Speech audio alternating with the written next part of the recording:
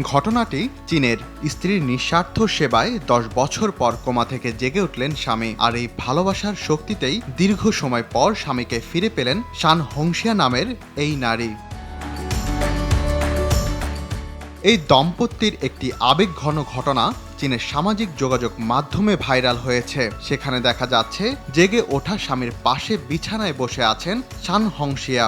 গত কয়েক বছর কিভাবে কেটেছে সেই বর্ণনা স্বামীকে দিচ্ছিলেন ওই নারী। এসব শুনে কোমা থেকে জেগে ওঠা ওই ব্যক্তির চোখ থেকে পানি গড়িয়ে পড়ছে। ওয়ালটন ফ্রিজ কিনে অনেকের মতো আপনিও হয়ে যেতে পারেন মিলেনিয়াল।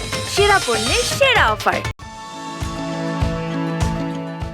গণমাধ্যমকে শান জানান, যদিও তিনি অনেক ক্লান্ত, তারপরও একটি পরিবারের সবাই যদি আবার এক হয় সেটার অনুভূতি অন্যরকম। এমন ধরনের ভালোবাসার কাহিনী যেন খুবই বিরল।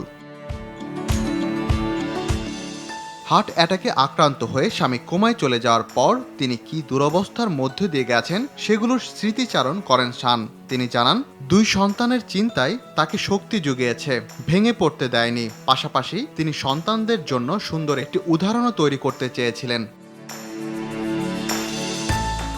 শান জানান, তার কাছে অগ্রাধিকার ছিল স্বামী। অচেতন স্বামীর থাকাটা যেন আরামদায়ক হয় সেজন্য তিনি সময় ও শক্তি দুটোই ব্যয় করেছেন। দীর্ঘদিন কোমায় থাকার কারণে স্বামীর অনেক ধরনের শারীরিক সমস্যাও হয়েছিল। দেশটির আনহুই প্রদেশে 2014 সালে হার্ট অ্যাটাকে আক্রান্ত হন ওই ব্যক্তি। এরপর তিনি কোমায় চলে যান। তবে তার স্ত্রীর বিশ্বাস ছিল তার জীবনসঙ্গী একদিন স্বাভাবিক জীবনে ফিরে আসবেন। সেই ভালোবাসার জোরেই যেন ফিরে এলো তার স্বামী। রাকিব হাসান, RTV।